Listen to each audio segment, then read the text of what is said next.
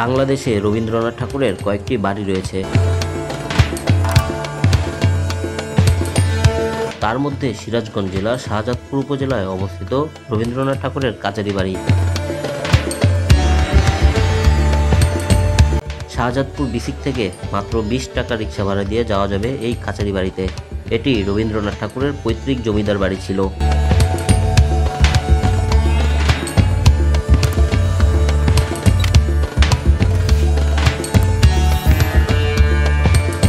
ইতিহাস মতে জানা যায়, অষ্টাদশ শতাব্দীতে এটি নীলকরদের নীলকুঠি ছিল।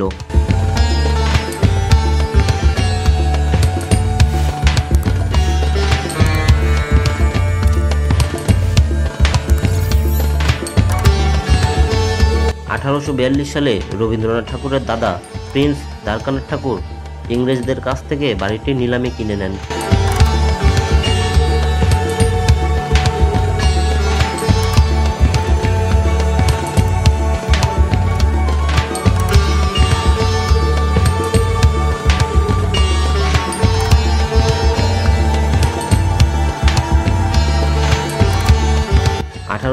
থেকে 1896 সাল পর্যন্ত মোট 7 বছর রবীন্দ্রনাথ ঠাকুর জমিদারি কাজের জন্য শাহজাদপুরের এই কাচারি বাড়িতে অবস্থান করেছিলেন।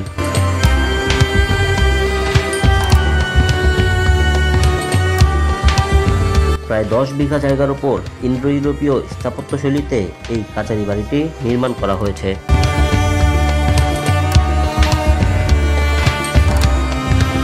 এই বাড়িটি বর্তমানে জাদুঘর হিসেবে ব্যবহৃত হচ্ছে।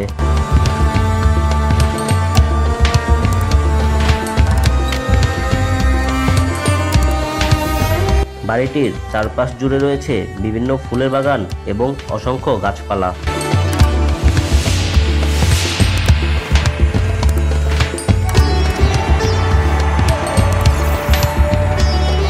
এই বাড়িটি রবীন্দ্রনাথ ঠাকুরের অত্যন্ত প্রিয় একটি স্থান ছিল।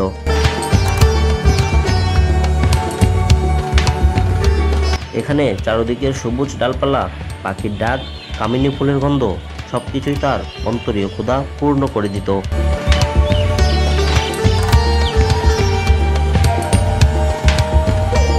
বাড়িটির বিভিন্ন রুমে রবীন্দ্রনাথ ঠাকুরের ছোটবেলা থেকে শুরু করে মৃত্যুসজ্জা পর্যন্ত বিভিন্ন ছবি রয়েছে। এছাড়াও রয়েছে কবির ব্যবহৃত আসবাবপত্র। বাড়ির ভিতরের কোনো ছবি ও ভিডিও করা নিষেধ থাকায় ভিতরের কোনো কিছু দেখাতে পারছি না, তাই আন্তরিকভাবে দুঃখিত।